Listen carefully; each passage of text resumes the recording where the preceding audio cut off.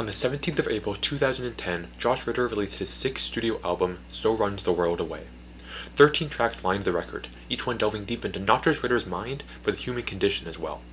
They explored every facet of one's psyche, leaving no emotion behind as the album effortlessly transitioned from song to song. To call the album jam-packed would be a gross understatement, as it contains just about everything you could ever want or need to know what it means to be alive, both the great and the terrifying sides of it. Ritter has so much appreciation for life, and it bleeds into every single second of these magnificent tracks.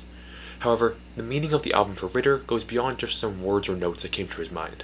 It represents a new age, as after his previous record, The Historical Conquest of Josh Ritter, he found himself in a sort of writer's block. I'd been making records, writing and writing, working so hard, touring all the time, but when the tour started to run down, suddenly I realized I had nothing to say, and that's never been my problem. But he wasn't about to let that affect his intense passion for storytelling. This album was created out of that spite, that intense stubbornness to continue writing even if there didn't seem to be a single worthwhile thought to put down. In fact, the third track of the album, The Curse, was inspired by this forced writing technique, but I'll talk about that one later. That spite bleeds bright red into some of the songs, specifically the 5th and 9th tracks, Rattling Locks and The Remnant. Both have incredibly rough sounds containing jarring music that is backed by vocals which can only be described as intense anger and frustration.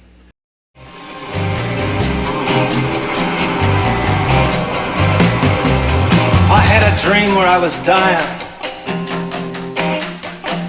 but it wasn't no nightmare. I was peaceful as I fell.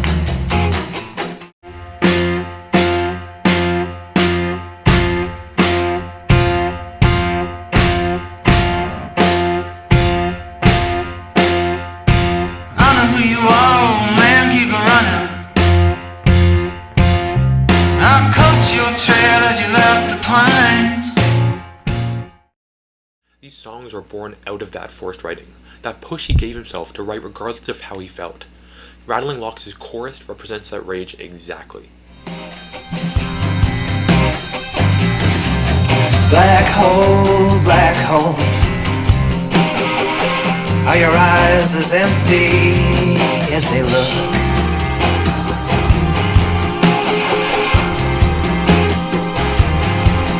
Black hole, how can your two eyes be empty as they look?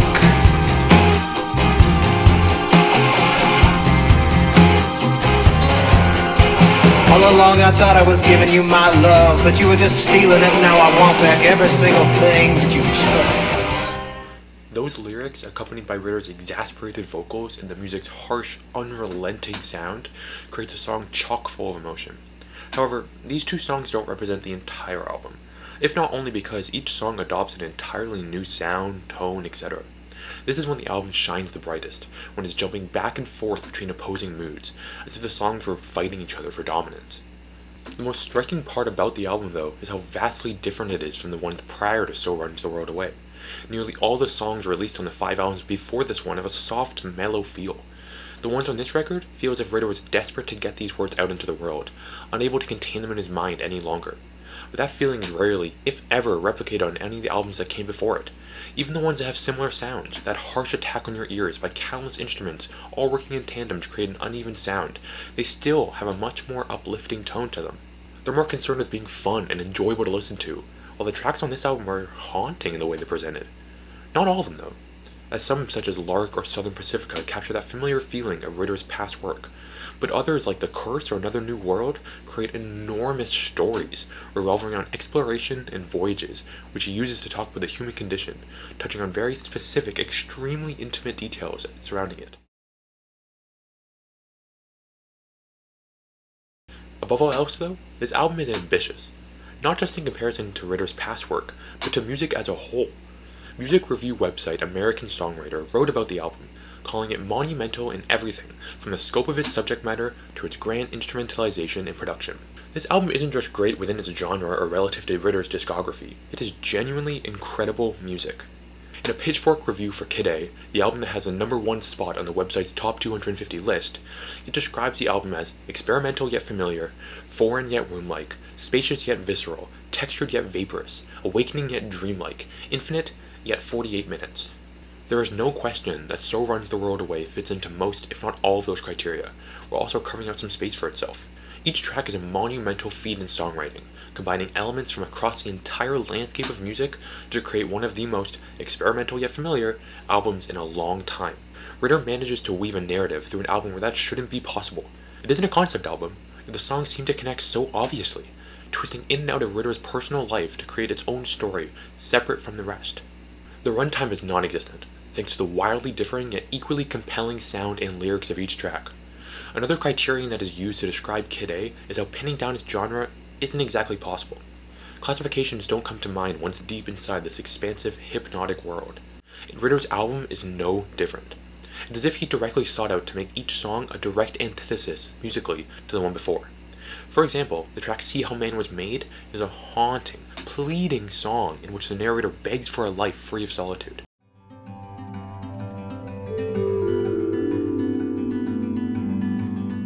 Please,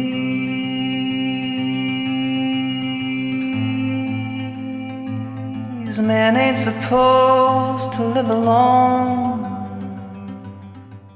Ritter's accompanying vocals only further push this narrative, taking on a powerfully lonely tone, every word echoing desperately trying to reach someone. And once that track finishes, you're thrown into a sprawling epic with Another New World. It's a story that revolves around exploration, yet uses that theme to explore its own grounded ideas.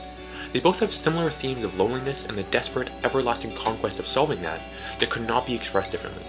Another New World is haunting in an entirely different way, with Ritter using his deep, expressive vocals to elicit a stronger emotional tug, while the countless instruments work together to create an eerie yet broken sound. This is what separates So Runs the World Away from not just the rest of Ritter's discography, but the vast majority of albums as a whole. It is daring, not afraid to present its wild yet extremely human ideas in the most outlandish manners it can. But simultaneously, Ritter proves he can write songs for everyone, ones that aren't necessarily divisive or difficult to understand, rather simple ballads that serve as an ode to Ritter's influences. The track that encompasses this the most, by far, is Folk Bloodbath, which directly takes melodies, lyrics, and narratives from some of the most influential murder ballads of the past century or so, and uses them to create its own story of love, mortality, and justice. Despite its morbid story, it's a beautiful and touching way of reminding yourself where you came from.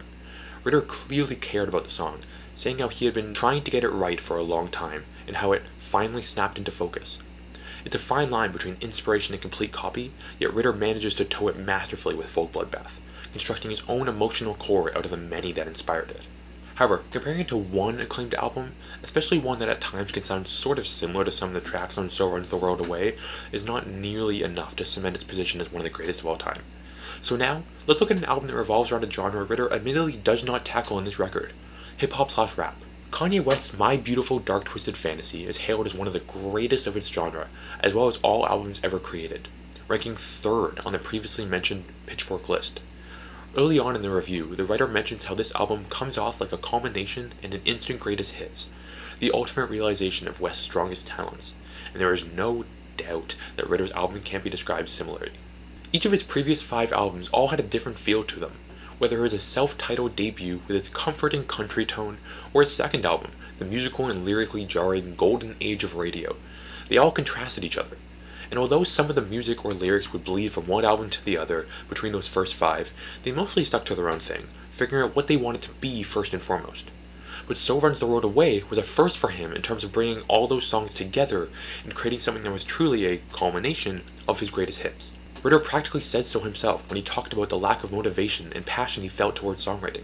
My old songs came ringing back, silly, bereft to my ears of their original love or intent. And although the emotions he felt towards those songs may have been momentarily lost, there is no doubt that he used them to fuel this new batch of tracks.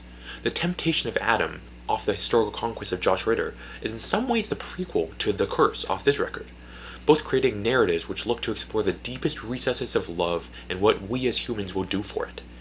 However, the comparisons to My Beautiful Dark Twisted Fantasy go deeper than just that.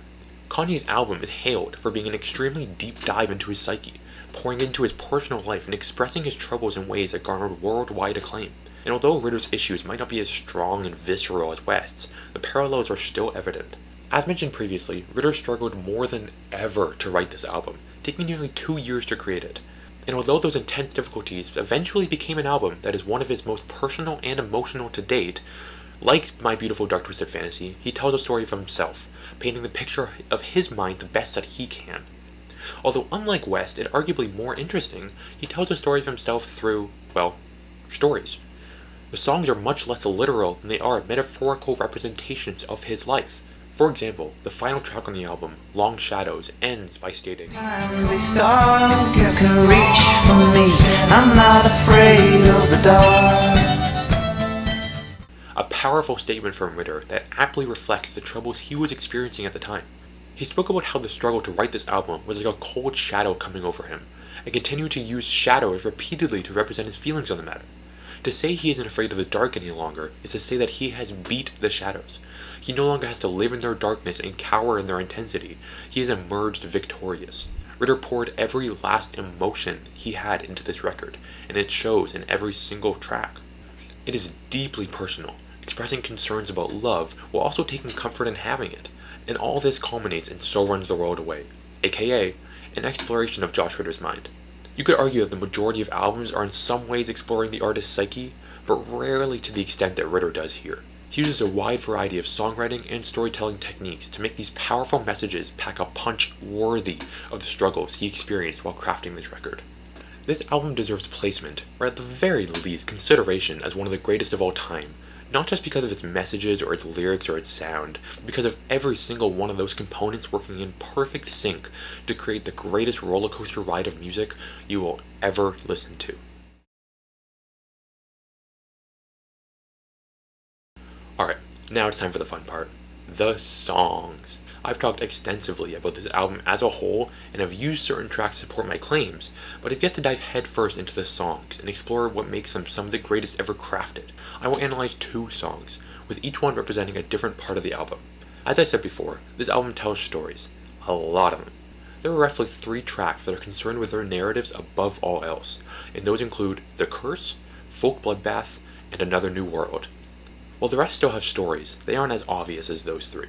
So, for the analysis, I will pick one that is entirely narratively driven, and one that still has a story in its lyrics, but not nearly as much as the first. Let's start with the narrative one, which will be The Curse. As mentioned above, there are at least 2 others I could have picked that would have still fit the storytelling criteria. However, there are many reasons why The Curse is the best pick.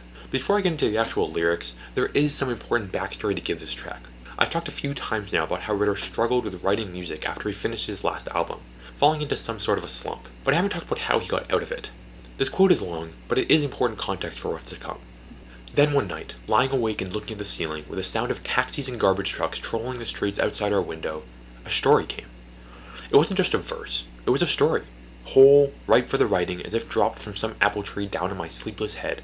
It was, strangely enough, about a mummy and his malign love affair with an archaeologist. I got up and wrote it in the bathroom, sitting on the edge of the bathtub. I thought the story was fiendish, intense, and sad, and funny. I was proud of it. The pride I had in it propelled me forward in a rush. I couldn't stop writing after that. That song, about the mummy and the love affair, allowed So Runs the World Away to become what it is today. Without it, there may be no album, and subsequently none of the other spectacular tracks. But that's enough backstory. Here is that song.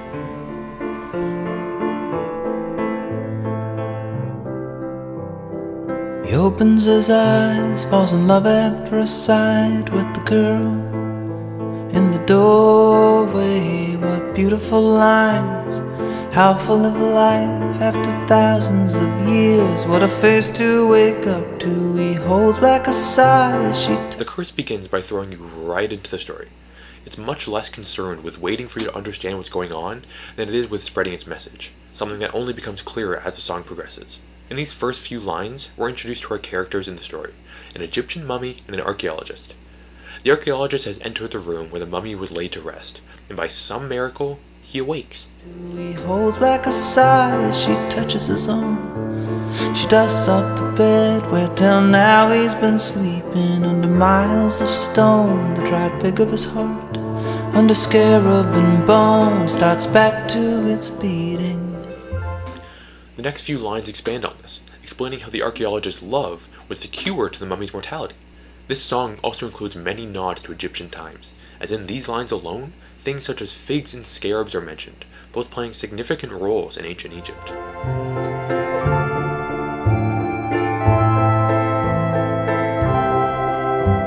She carries him home in a beautiful boat.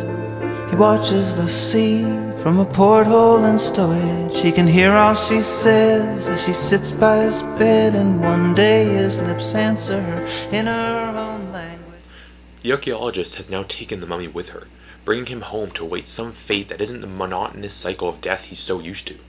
The final line in this verse signifies new beginnings, though, as he's beginning to expand on his own knowledge. This song centers around love and its powers, which become very apparent later, but is still important to recognize right now. The love she holds for him is powering him, it's giving him life. Without her, he is nothing, just a husk of a person that once was. But in her presence, he can be alive, if not still chained to her. This verse also hints at the archaeologist shielding the mummy from the outside world, for better or for worse. She puts him down in the storage area of the ship, perhaps afraid that if anyone wants to see him, they would take him away from her, something she can't bear to live with. As evident already, this story is rooted deep in humanistic instincts. It may be a love story about a resurrected mummy and archaeologist, but that's just for story's sake. At its core, it's all about humans. Regardless, the next verse begins with what will end up being the motif of the entire song. She asks, "Are you cursed?" He says, "I think that I'm cured." After establishing the relationship a bit more, the song shift tones drastically. The question of the curse comes into play, which is made even more intriguing by the next line. Then he talks of the Nile and the girls in bulrushes. The mummy seems to dismiss the question pretty quickly, providing a short, somewhat curt answer, and then distracting the archaeologist by bringing up a subject he knows she's enamored with, clearly yet oddly avoiding the question. The following verse expands on the dynamic within their newfound relationship. The archaeologist hides the mummy from the public by placing him in a museum inside a display case, where he must stay as still as, well, a mummy for the entire day. Again, the archaeologist does not need the mummy in the same way he needs her. She is still his life force, and as long as her love continues to flow, he will continue to live. However, the next verse changes all of that. Often he stops to rest, but then less and less. Then it's her that looks tired, staying up asking questions. It throws a major curve in this entire idea, now telling us that the roles have switched. The life the mummy is gaining from the archaeologist is affecting her own health. As he grows stronger, she grows weaker. Yet she doesn't really seem to mind. She continues to write her paper about him, seemingly not minding her debilitating health. This is when the song starts to become fascinatingly morbid. It proposes the idea that love isn't necessarily a shared feeling, but one that gives and takes. It is a set of scales that will never balance, always lower on one side or the other, leaving one person less happy than the other. Whether or not this is true is mostly irrelevant, as this song isn't trying to be the ultimate answer for love or anything. It is merely proposing an admittedly interesting idea that most people may not dare to look into, afraid of the answers they may find. The next few lines work to support this idea. The archaeologist has finished her book, and is garnering national fame because of it. Yet, for some reason, the mummy can't take his daily solitude anymore. Then one day it's too much. He decides to get up and as chaos ensues, he walks outside to find her. His decision to leave the confines of his glass case and find his love is his first taste of true freedom. Sure, the archaeologist gave him some of it when she took him out of his tomb and brought him to the museum, but this is a whole new perspective for him. We then get the most vivid description of the archaeologist so far, and it's not pretty. She's using a cane, and her face looks too pale, but she's happy to see him as they walk. He supports her. She's clearly unhealthy, yet only she and the mummy know why. And her positive reaction to his appearance only proves the previous point of her not minding this rapid decline in her own health, as long as she still has him. Her love knows no boundaries. She would rather give him everything than take an iota of life away from him. The following two lines hark back to the previously mentioned motif of the curse. Yet this time, it feels more like a plea than a question. So she asks, "Are you cursed?" But his answer's obscured in a sandstorm of flashbulbs and rowdy reporters. Though through this all, Ritter continues to remind us about the origins of the story, using Sandstorm to force us to remember where this all started. After a brief instrumental pause, we're presented with a time skip, as well as the beginning of the emotional climax of the song. The mummy is quickly losing interest in the archaeologist, thinking of her as an annoyance rather than the savior she was for him. He speaks of her fondly, their nights in the museum, but she's just one more rag now he's dragging behind him. He has forgotten what allowed him to be his new self, and has left her behind in the dust. Their love is taking a turn for the worse. He is much less interested in spending time with her, and much more interested in reaping the benefits that she provided him. He's using what she gave him against her, forcing her into a miserable life so he can enjoy his second one. And the following verse is when it all comes crashing down. And she stops going out, she just lies there in bed in hotels and whatever towns they are speaking. The song reminds us that through all of this, the archaeologist has not lost her love for the mummy. Even though he has used her, weaponized their love so he can get what he wants and she can deal with the consequences, she still loves him. Nothing could change that fact. And then her face starts to set, and her hands start to fold, and one day the dry figure of her heart stops its beating. As she closes her eyes for the last time, her last breath reeks of the inescapable love she is trapped in. The comparison of her heart to a dry fig brings us all the way back to the second verse of the song, where Ritter used that same phrase for the mummy. It serves as a representation of their switched roles, how she died the same way the mummy was born, and the mummy lived the same way she did, all the way back in that tomb. However, there is still one verse left, and it finally provides some sense of an answer to the question on all of our minds. It brings us back to the ship, where the archaeologist and the mummy chat about his life.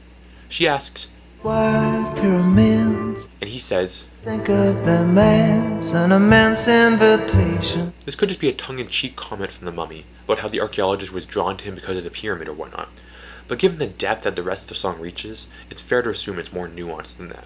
There is no definitive answer. However, one interpretation could be that this is an admission from the mummy that he has been waiting for someone to come. Not necessarily the archaeologist, but anyone. He made it clear that he doesn't really care for her. He just used her until he had his full, and then threw her away. So maybe this invitation is him letting it slip that she isn't his true love, but rather just someone to gain something from. The next two lines are reminiscent of the second time the curse is brought up, back when the mummy left his glass case. And she asked, Are you cursed? He said, I think that I'm cured. However, what he does next solidifies the entire song. Then he kissed her and hoped that she'd forget that question. This proves that even early on in their relationship, he was willing to use her love against her to get what he wanted. The answer to that question is assumedly something he wants to avoid, so instead of letting her inquire further, he uses the power of her love to make her forget. It may be weird talking about the humanistic impulses when describing a mummy, but this is a clear case of emotional manipulation. He doesn't love her. He never did. But he was willing to do whatever it took to stay alive, to thrive, regardless of the morbid outcome it could cause his love. So, that's the song. But there is still one glaring question. What the hell is the curse? It's the title of the track and the only repeated part of the entire song, so what does it mean? Well, I wish I could say I had the definitive answer right here, but I don't. I don't think anyone does, really, and that's the beauty of this song. You take from it what you put in. If you're willing to open up and compare your most intimate and personal moments to the song, then chances are you're going to get something valuable out of it, and perhaps have a deeper, more individual meaning as to what the curse truly is. My interpretation of it is that the curse is mortality. When the archaeologist asks if the mummy is cursed, she's asking whether or not he still suffers from mortality, to which he responds, I think that I'm cured. She keeps asking because all she wants is for him to be happy, to live another life. She knows that she can help him, she just needs to make sure she's doing her job. This provides some silver lining for her death, as she assumedly passed as happy as ever, knowing she did all she could for her one true love. But to call mortality a curse is something to think about on its own. Ritter proposes with this track that immortality would be the ultimate life, and that death is the one thing stopping us from reaching our peaks. The theme of mortality and immortality are ever present throughout the entire song, and their relationship with love is what Ritter is predominantly focused on here. He never fully reaches an answer, at least not one that both sides would be satisfied with, but it's as if this song was merely a thought exercise for him, something to chew on to get the gears in his brain turning so he could continue on the rest of the record. The curse takes on a fresh perspective of love, viewing it as a force to be afraid of rather than one to embrace. This isn't how love is usually portrayed in media, which makes it all the more interesting here, especially since it doesn't have a happy ending. Not at all. The one who weaponized the love wins. He got to live the life she gave him. At its core, this song is a story about two people in a relationship that has an extremely twisted power dynamic, but it's cloaked in this tale of a mummy and an archaeologist. This allows Ritter to get away with so much more, and also allows this song to become his magnum opus of storytelling, representing his fears, his love, and most importantly, his passion that is evident in all of his songs. And now, the second analysis, the non-narrative track.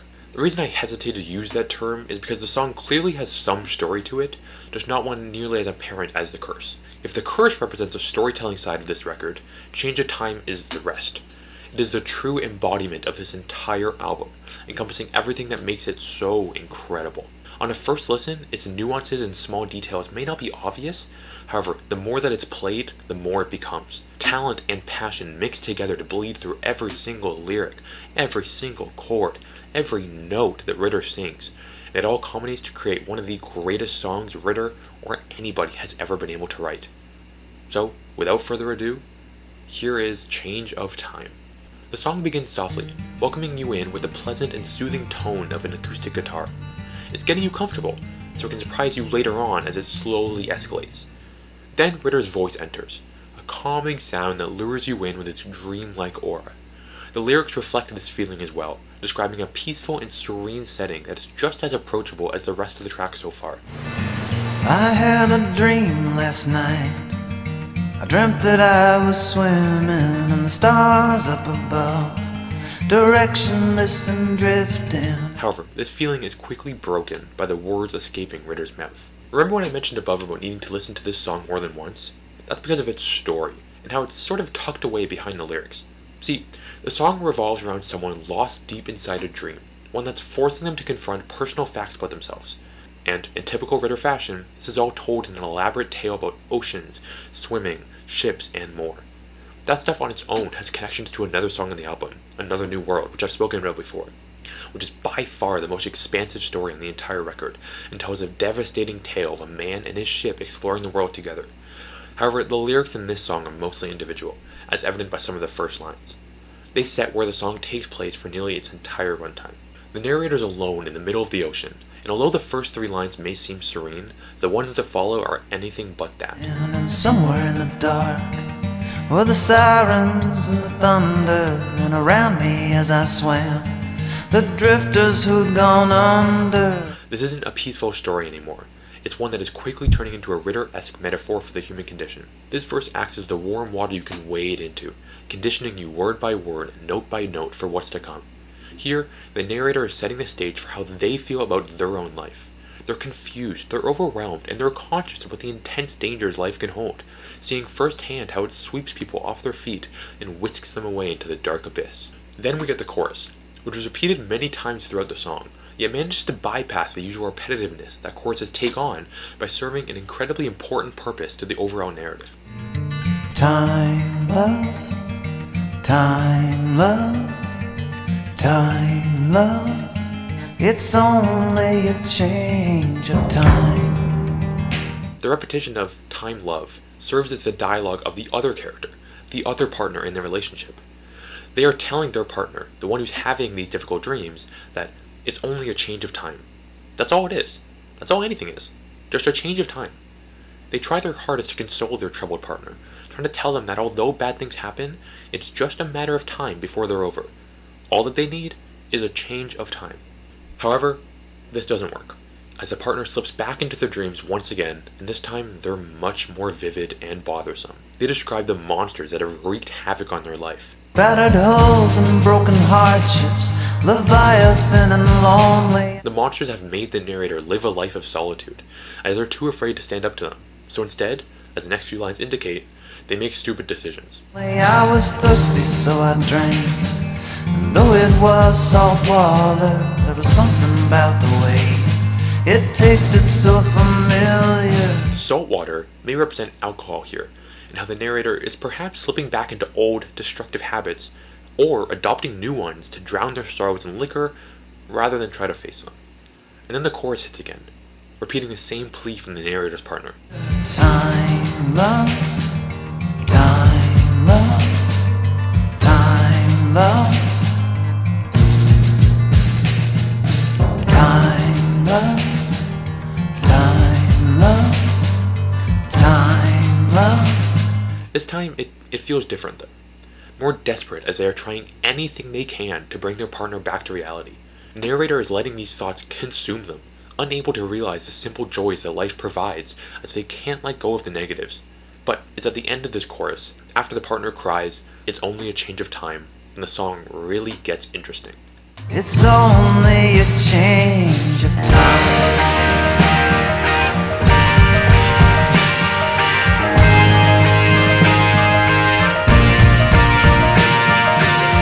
All of a sudden, that calming acoustic guitar from earlier is gone, and in an instant is replaced with the jarring, sudden sounds of an electric guitar and some drums. It's still somewhat mellow, but a massive jump from what the past minute and a half has sounded like. But this isn't just Ritter playing around with instruments. This is representing the partner's feelings. They've tried desperately to convey their message to the narrator, how it's just time and how it will change, but they won't listen. So, in a last-ditch effort, they decide to change their tone, shift it to something more hostile. Maybe it's out of pure frustration, maybe it's an attempt to show the narrator how it's affecting them. Regardless, their sudden shift in emotions is crystal clear. The next verse only amplifies that shift in tone. As Ritter's vocals come back, they sound much further away, much more distant than before. The black clouds I'm hanging, the anchor I'm dragging, the sails of memory rip open in silence. The relationship of these two seems to be becoming strained because of the narrator's inability to escape the thoughts that appear in their dreams. They're forced to cling on to them, unable to let go, no matter how badly they or their partner wants them to. And the lyrics are even more haunting than the rest, serving as a climax to the narrator's troubled thoughts. Every line is visceral, using intense imagery to make you immediately understand what this person is going through. The line, "This anchor I'm dragging," implies that the one thing holding them down, the one thing keeping the narrator from floating off into the distance, is their partner. "The sails of memory rip open in silence" is the line that follows, and is a passionate cry from the narrator. Their past is resurfacing in their mind as their memories become battered. Maybe the sails used to act as protection from those thoughts, and now that they're being destroyed, there's nothing to stop past memories from attacking them.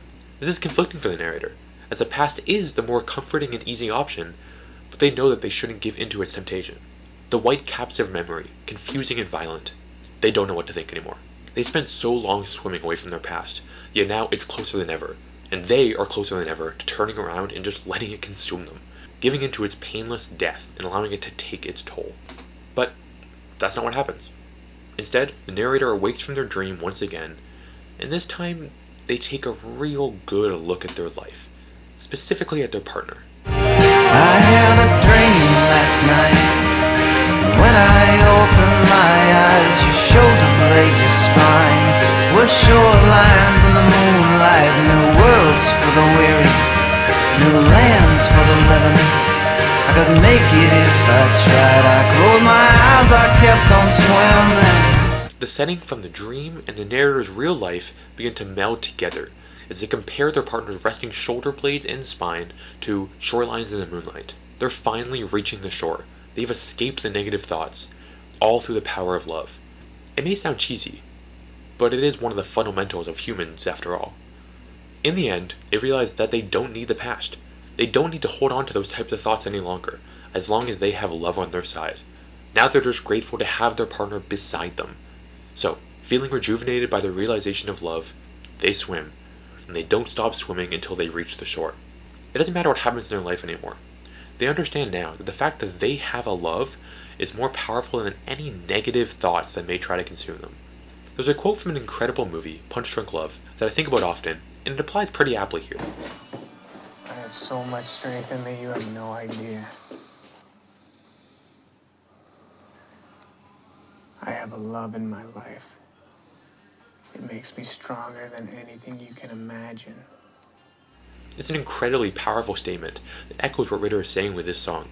Love is one of, if not the most powerful emotion we as humans experience. It takes hold of us in ways other feelings rarely do, consuming our every thought, for better or for worse. And in this case, it is giving the narrator the strength necessary to overcome their greatest challenge. That's the power of love, and Ritter captures it perfectly with this verse. However, the song isn't over yet, as it's now time for everything to come together. Time, love, time, love, time, love. It's only a change.